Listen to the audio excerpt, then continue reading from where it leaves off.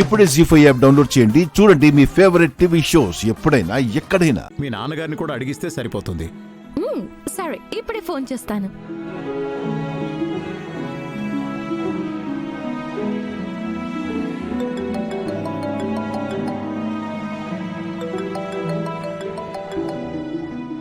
Hi అమ్మా, hi dad. ఎలా ఉన్నావు? నేను బాగానే ఉన్నాను dad. How is your health? ఇప్పుడు ఎలా ఉంది? నౌ ఐఎమ్ లిటిల్ బెటర్ అమ్మా. ఇంతకీ నువ్వెక్కడున్నావమ్మా?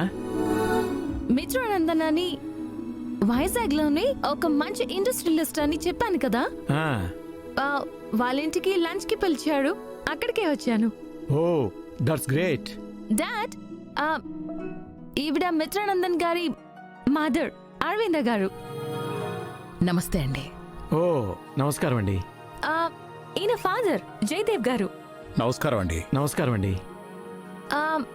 అది సరే కానీ డాడ్, ఒక చిన్న చిక్కు ప్రశ్న వచ్చింది, ఒక సమాధానం కావాలి. ఏంటమ్మా?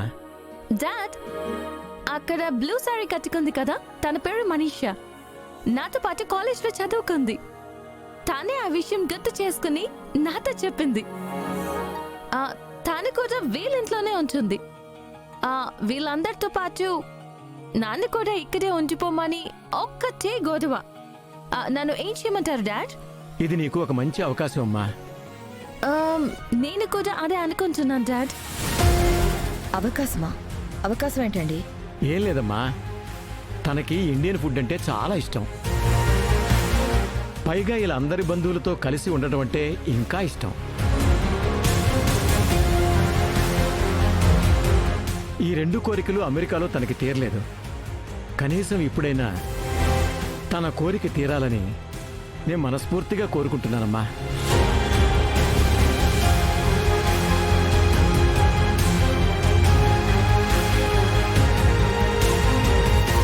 అలా అయితే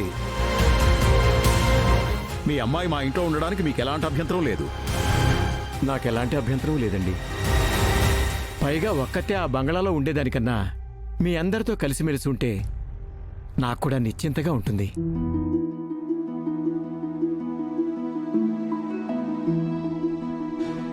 సార్, మీరు ఒప్పుకున్నట్టే కదా?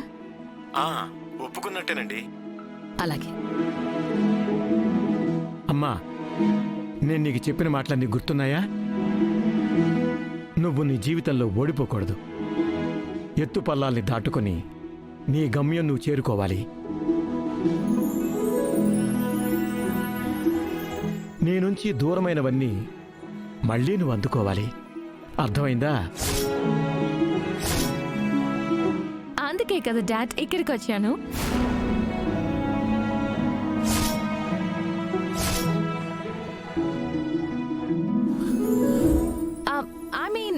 అందుకే కదా ఇండియాకి వచ్చాను.